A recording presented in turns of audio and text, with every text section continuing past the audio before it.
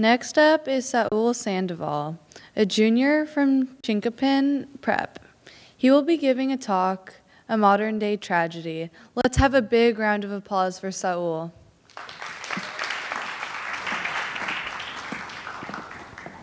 So I currently went to my little cousin's birthday party. And as I was there, I began to notice something. There's two kids in the foreground talking about American politics. Now, one of the kids is a very strong Mitt Romney fan, and the other kid is a very strong Obama fan. Now, this is pre-election time, so bear with me. Now, one of the kids begins talking about how Mitt Romney is supposed to help the country and how he's supposed to better stabilize the economy for the rich and how he's supposed to get rid of the illegal immigrants.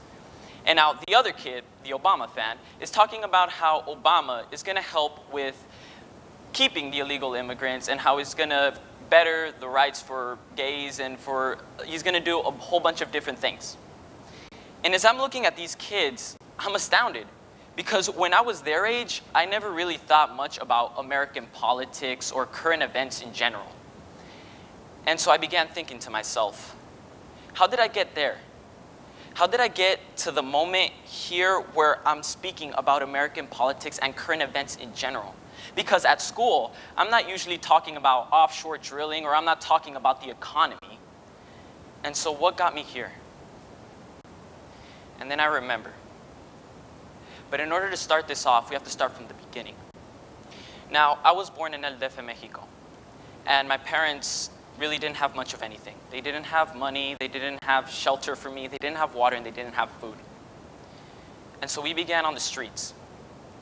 And I had to learn the three essential things if you want to survive. You have to learn how to lie, you have to learn how to cheat, and you have to learn how to steal.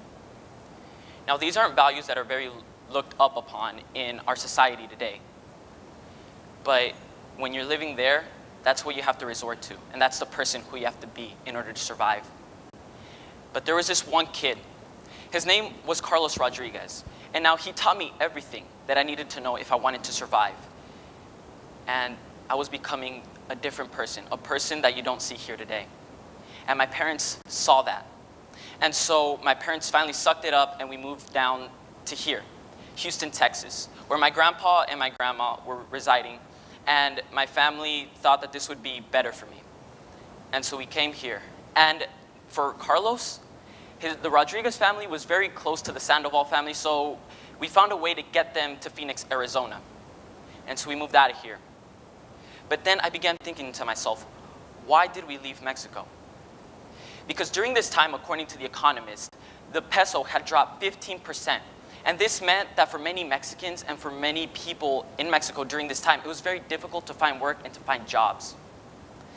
And so my parents, not knowing about current events or not knowing much of anything, they didn't realize that this crisis ended in 1996. Now, we left in 1998, but because of the ignorance and because we didn't know, we left. And so for us here in Houston, Texas, life became better because my parents got a stable job in la paleteria, or the popsicle shop. And here it was a mediocre job. It wasn't the greatest thing, but it got the bills paid. And life for me was getting better because I wasn't the person that I was back then. But for my friend who moved to Phoenix, Arizona, life wasn't as great. Because during this time in Phoenix, in 2007, a bill was being passed that basically, if you were any large corporation or if you were any big business hiring any illegal immigrants, and if you were caught, you could be fined, sued, and potentially imprisoned. And so my friend and his family, they couldn't do much. And so they had to do very questionable means in order to obtain money. And so one night, I get a phone call. And it's my friend. And now I'm expecting him to tell me about his life in Phoenix and expecting him to tell me how great it is there and just reminisce about old memories. But this isn't what happens. He begins to describe to me the atrocity that night that he went through. And how a couple of men, because of his parents and the things that they had to do to get this money, they broke into his house, put down his mom, put down his father, put down his sister, his brother, his grandma, and his grandpa, and put a bullet through every single one of their heads. And now I wanted to ask him, how did you escape? How did you get out of there? But I didn't want him to think about those memories. I didn't want him to relive that. And so soon after, he was in the system, the foster care. That's what the kids called it. And for me, I told my parents what had happened to Carlos and the type of atrocities that he had experienced. And my parents, they knew the type of influence Carlos was on me, but they didn't care. Because after you live through something like that, you need something great, at least a week. And so that's what my parents did. They allowed Carlos to come here to Houston, Texas for a week. But that week soon was only 2 days. Because in those 2 days were the greatest moments of my life. Because I spent with my friend. But on that second night, something unexpected happened. Because my parents were working late night in La Paleteria, or the popsicle shop. And me and my friend, we got hungry. And so we decided to go visit my parents. And so we exited. Now this was very, very late at night. And so we just began walking down the street until we reached a Jack in the Box. Now at this Jack in the Box, 2 white kids come up to me and my friend, and they beat us down. We're on the ground, and we're battered and we're bruised. And these 2 kids pick me and my friend up. And my friend looks at me with tears in his eyes, and he tells me, "So Saul, how's life?"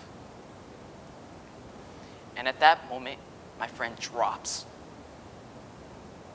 And this isn't like a Disney movie or a fairy tale story where your friend dies and his body goes immediately cold and his eyes go blank. It wasn't like that. His body was still warm and his eyes were still looking at me. His eyes didn't close. And as I saw the blood coming down from his throat, I began to get nervous. And the 2 white kids ended up running. And I heard the cops, and I heard the ambulances, and I heard everything around me. And so I ran too, being scared and not knowing what to do.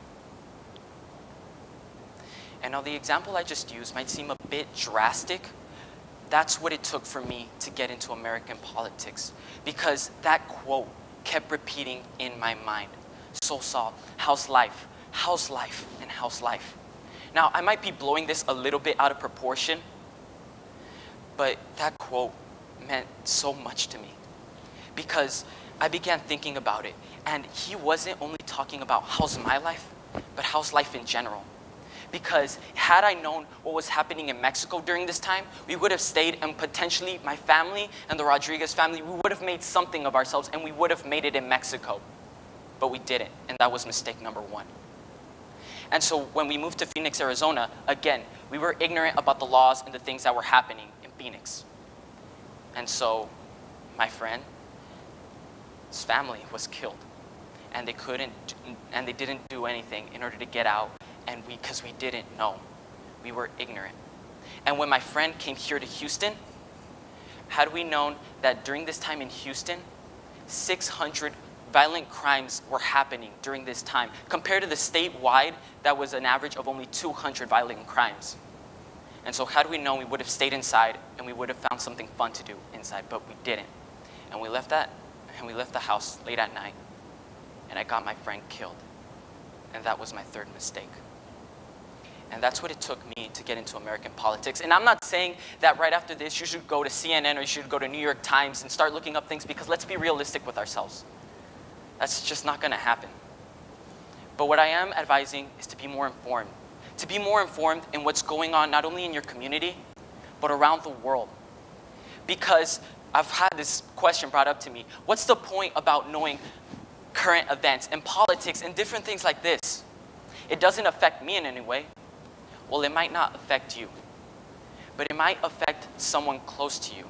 Because if you were to spread this information, if you find out something and you talk about it with your friends, and their friends talk about it with their friends or their family members or whoever it may be, the information spreads. And sooner or later, it might affect someone that really needed that information. Because I sure did. If someone had told me what was happening in these 3 locations during this time, my friend would have still been alive, and I wouldn't be giving this speech.